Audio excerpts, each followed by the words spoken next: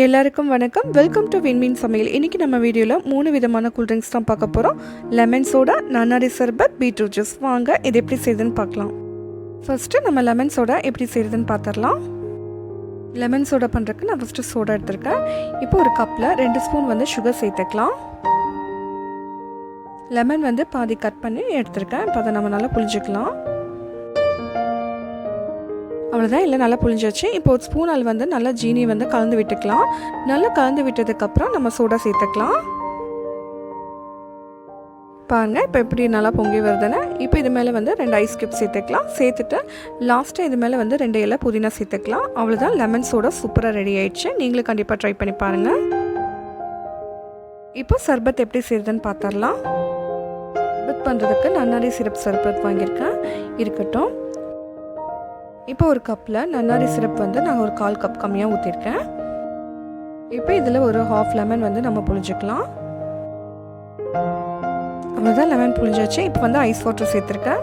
Ice water சேர்த்ததுக்கப்புறம் ஒரு ஸ்பூனால் நல்லா கலந்து விட்டுக்கோங்க. நல்லா கலந்து விட்டுட்டு இது மேலே 2 ஐஸ் கியூப் சேர்த்துக்கலாம்.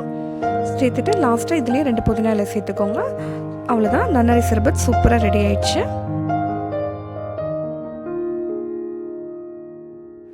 இப்போ பீட்ரூட் ஜூஸ் எப்படி பண்ணுறதுன்னு பார்த்துடலாம். பீட்ரூட் ஜூஸ் பண்ணுறதுக்கு ஒரு சின்ன பீட்ரூட் எடுத்துருக்கேன். இப்போ இது எல்லாத்தையுமே நல்லா தோலெல்லாம் நீக்கிட்டு ஒரு கழுவிட்டு நம்ம சின்ன சின்னதாக கட் பண்ணி எடுத்துக்கலாம். இப்போ எல்லாத்தையுமே கட் பண்ணதுக்கப்புறம் மிக்ஸி ஜாரில் சேர்த்துக்கலாம். இது கூட ஒரு சின்ன துண்டு இஞ்சி, 2 ஸ்பூன் ஜீனி சேர்த்துக்கலாம். இது கூட 1/2 லெமன் சேர்த்துக்கலாம். இது கூட கொஞ்சமாக ஐஸ் வாட்டர் சேர்த்து இப்போ எல்லாத்தையுமே நல்லா அரைச்சி கொண்டு வந்துக்கலாம். அவ்வளோதான், எல்லாம் நல்லா அரைச்சாச்சு. இப்போ இதை நம்ம ஃபில்டர் பண்ணிக்கலாம். அவ்வளோதான், இப்போ எல்லாமே நல்லா ஃபில்டர் பண்ணியாச்சு. இப்போ இதை நம்ம ஒரு கப்புக்கு மாற்றிக்கலாம். பாருங்கள், பீட்ரூட் ஜூஸ் சூப்பராக ரெடி ஆயிடுச்சு. இது மேலே லாஸ்ட்டாக 2 ஐஸ் கியூப் சேர்த்து குடிச்சு பாருங்கள், ரொம்ப நல்லாயிருக்கும். இந்த வீடியோ கண்டிப்பாக உங்கள் எல்லாருக்கும் பிடிக்கும்னு நினைக்கிறேன். இந்த வீடியோ பிடிச்சிருந்தா லைக் பண்ணுங்கள், ஷேர் பண்ணுங்கள், விண்மீன் சமையலுக்கு சப்ஸ்கிரைப் பண்ணுங்கள். தேங்க்ஸ் ஃபார் வாட்சிங்.